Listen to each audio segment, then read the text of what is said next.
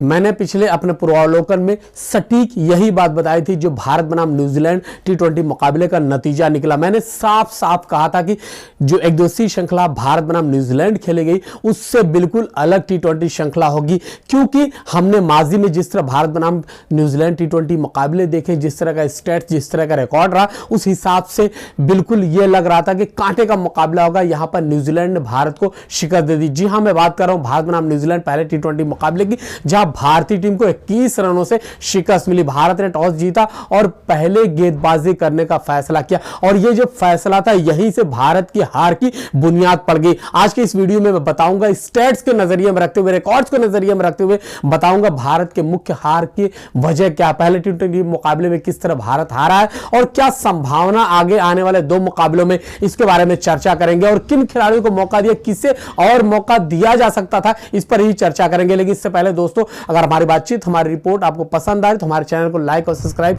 जरूर कीजिएगा।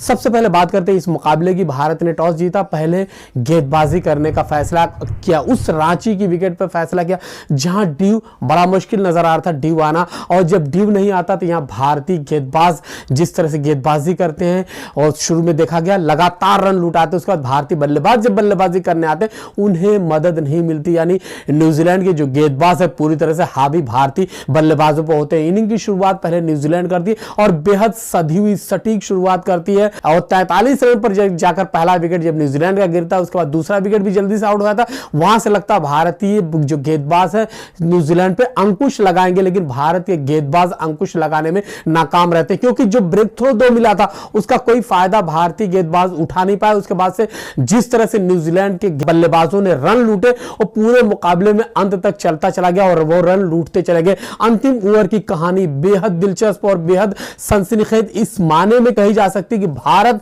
वहां पर जिस तरह से रन लुटाए भारतीय गेंदबाज अर्शदीप सिंह ने, जहां जिस तरह से वहां 27 रन लुटाए, वही मैच का टर्निंग पॉइंट था। और जो भारत हारा 21 रन से, वही 27 रन अगर हम देखें माइनस करें तो भारत कहीं ना कहीं उसी ओवर से हारा। भारत 19 ओवर तक मुकाबले में था, यानी 19 ओवर तक जिस तरह गेंदबाजी की भारत ने न्यूजीलैंड को कहीं ना कहीं बांधे रखा था, जिस तरह विकेट के लिए जिस तरह वहां पर भारत ने गेंदबाजी की। लेकिन जब 20वां ओवर अर्शदीप लेकर आते हैं, वहां पर लगातार 3 छक्के पड़ते हैं, चौके लगते हैं और 27 रन ठोक डालते हैं न्यूजीलैंड के बल्लेबाज। वहां से भारत के लिए अब मुश्किल नजर आने लगा था, और जिस तरह से भारत ने बल्लेबाजी की, शुरुआत में टनाटन विकेट गिरते गए। पहला विकेट 10 पे गिरा, दूसरा 11 पे, तीसरा 15 पर आउट हो गया, और 3 विकेट जल्दी जल्दी आउट होने के बाद से भारत की नैया डगमगाने लगी। वहां से सहारे की जरूरत थी, वहां पर ऐसे खिवैया की जरूरत थी जो संभल कर नदी के पार, समुद्र के पार तक नाव को लेकर आए। लेकिन वो भी नाव मझधार में उलझती चलेगी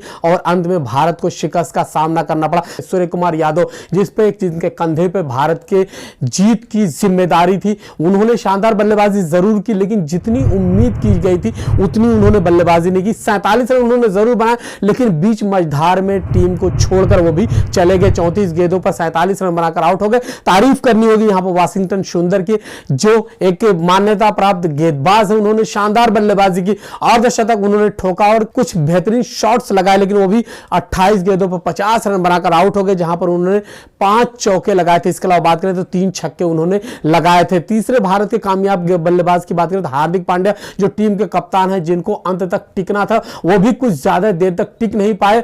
वो यानी 20 रन के पार जब पहुंचते हैं, 21 रन जब बनाते हैं, वहां पर वो आउट आते हैं। यानी 3 जो भारत के बल्लेबाज, इनके अलावा कोई बल्लेबाजी नहीं कर सका। ईशान किशन से उम्मीद थी, संभावना थी, वो भी कुछ नहीं कर पाए। शुभमन गिल जिस तरह एक दिवसीय मुकाबले में लगातार शतक ठोक कर आए थे, लगातार उनके बल्ले से रन निकल रहा था, यहां उम्मीद की थी वो भी कुछ करेंगे, वो भी कुछ नहीं कर पाए। राहुल त्रिपाठी को यहां पर खिलाया गया, राहुल त्रिपाठी भी बगैर कोई रन बना आउट हो जाते। भारत के 3 विकेट जब टन आउट हो जाते, उसके बाद से लगने लगा था भारत को संभलना मुश्किल होगा। लेकिन जिस तरह के सूर्य कुमार यादव बल्लेबाज है, जिस तरह उनकी बल्लेबाजी ख्याति रही, उम्मीद भारतीय दर्शक को जो रांची स्टेडियम में मौजूद थे, जो देखने वाले तमाशाई थे, उनको लग रहा था भारत वापसी कर लेगा, क्योंकि माजी में भारत ने वापसी की है, लेकिन यहां वापसी नहीं कर पाया। यहां पर देखा जाए जिस तरह से भारत ने लचर बल्लेबाजी की, यही एक खामी नजर आई, जहां भारत की हार की एक कहानी यहां से शुरू होती है। उससे पहले जो मैंने बताया कि अर्शदीप सिंह का ओवर जो एक डरावना ओवर कह सकते हैं, भारत के नजरिए से कह सकते हैं, जिस तरह उस पर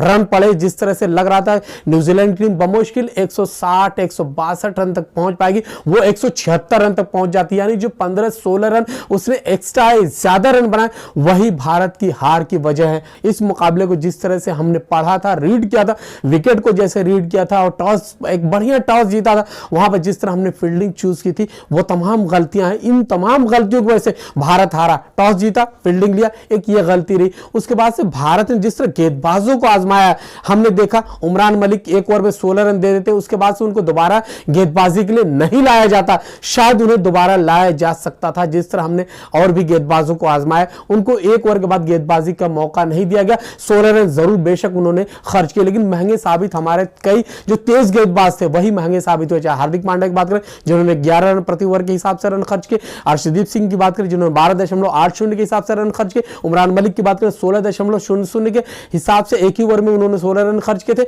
इन तमाम वजूहात की वजह से भारत हारा है। तारीफ करने की न्यूजीलैंड के उस बल्लेबाज की तारीफ करने की जिसने अंत में टिक कर और दंदनाते हुए शॉट खेला और टिक कर बल्लेबाजी की। जी हां, मेरी मुराद है मिचेल की बात कर रहा हूं, डेरिल मिचेल की बात कर रहा हूं, जिन्होंने 59 रन बनाए थे सिर्फ 30 गेंदों का सामना करते हुए, 3 चौके लगाए थे। इसके अलावा बात करें तो 5 छक्के उन्होंने जड़े थे। इसके अलावा बात करें डेविन कॉनवे, जिस तरह के बल्लेबाज है पूरी सीरीज में, इससे पहले हमेशा वो खतरनाक रहे हैं दक्षिण एशिया में, जब भी वो खेलने आए, चाहे पाकिस्तान के खिलाफ उन्होंने खेला, भारत के खिलाफ खेले, लगातार वो रन बनाए। कॉनवे ने भी यहां पर शानदार बल्लेबाजी की, 52 रन बनाए। इन दोनों बल्लेबाजों ने अर्धशतक उन्होंने ठोके। इसके अलावा फिन एलन की बात करूं, उन्होंने 35 रन बहुमूल्य बनाए थे। 3 जो न्यूजीलैंड के बल्लेबाज हैं, इनके दम पर न्यूजीलैंड ने 176 रन बनाए थे। भारत को 155 रन से ऊपर बढ़ने नहीं दिया। भारत 9 विकेट के नुकसान पर 155 रन बना पाता 20 ओवर की बल्लेबाजी में, यहां से भारत हार जाता। अब अगले मैच में क्या होगा? क्या पृथ्वी शाह को मौका राहुल त्रिपाठी की जगह दिया जा सकता है? बेशक दिया जाना चाहिए। जिस तरह पृथ्वी शाह ने रणजी ट्रॉफी में 300 प्लस रन बनाए, जिस तरह फॉर्म में है, उन्हें मौका दिया जा सकता है। यहां पर उन्हें मौका नहीं दिया गया, ये उम्मीद किया थी, वहां उन्हें मौका दिया जा सकता है। क्या कुछ और तब्दीली की जा सकती है? बेशक कुछ तब्दीली और की जा सकती है। लखनऊ की विकेट होगी, रांची से कुछ बहुत ज्यादा जुदा नहीं कर सकते, क्योंकि वहां भी सर्दी का मौसम होगा, ड्यू वहां पर आ सकता है, ओस वहां पड़ती हुई नजर आ सकती है। लखनऊ में जब मुकाबला होगा, वहां उस विकेट को रीड करते हुए भारत को अगले मुकाबले में अंतिम जो प्लेइंग 11 है वहां पर घोषित की जा सकती है। अब देखना होगा किसे मौका दिया था। क्या पृथ्वी शाह को मौका दिया था?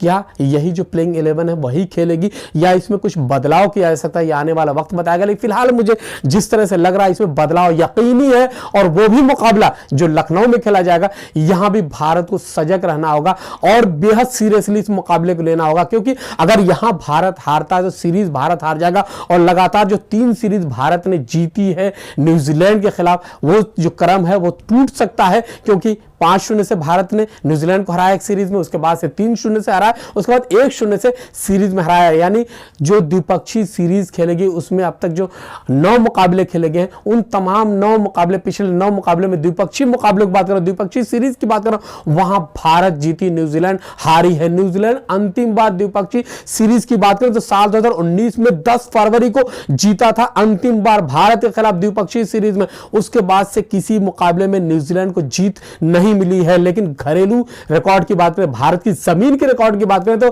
भारत की जमीन पर अब तक दोनों देशों के बीच में 10 मुकाबले खेले गए।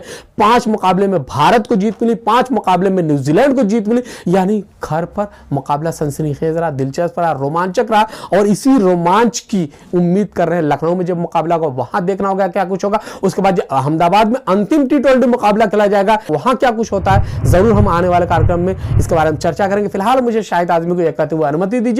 हमारी बातचीत, हमारी रिपोर्ट पसंद आ रही तो हमारे चैनल को लाइक और सब्सक्राइब जरूर कीजिए। बहुत बहुत शुक्रिया, धन्यवाद।